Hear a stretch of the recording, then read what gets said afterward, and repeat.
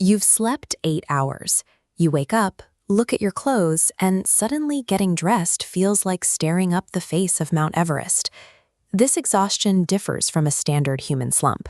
For those with multiple sclerosis, it represents a neurological power drain on the central nervous system. Inside your brain and spinal cord, nerve fibers are coated in a protective insulation called myelin. MS damages this insulation.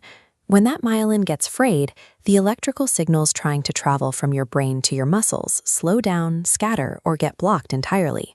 Because those signals are struggling to get through, your nervous system is working overtime just to send basic instructions. Before you even get out of bed, your body has burned through a massive amount of its daily power reserves.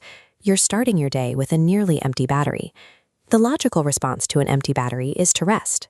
But with MS fatigue, attempting to sleep it off traps you in a cycle that makes the condition worse. Doctors call this the fatigue cycle.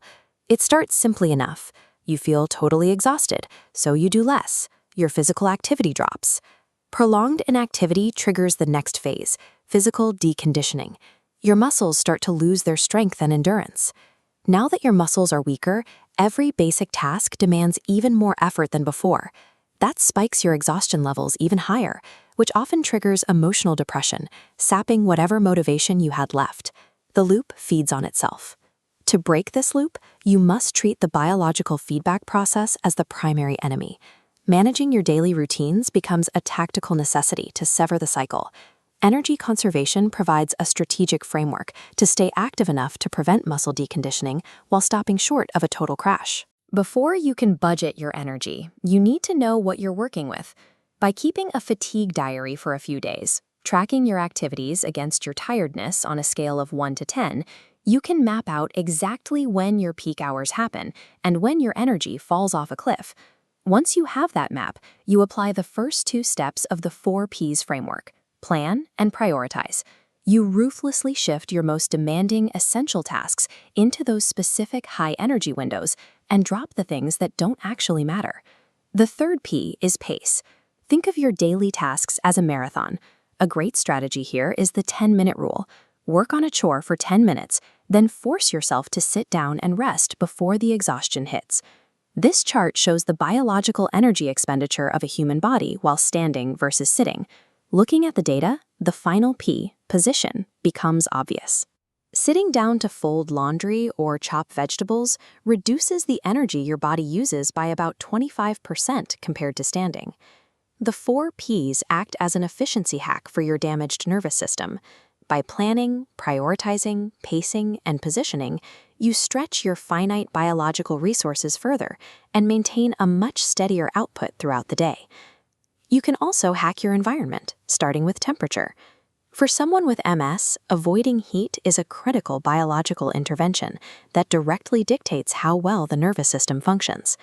When your core body temperature rises, your already damaged nerves conduct signals even less efficiently. As things heat up, the electrical pulses effectively paralyze, triggering an immediate spike in fatigue and other MS symptoms. This is why adaptive tools are so vital. A cooling vest, a shower chair, or a grabbing tool acts as a piece of specialized equipment for tactical resource management.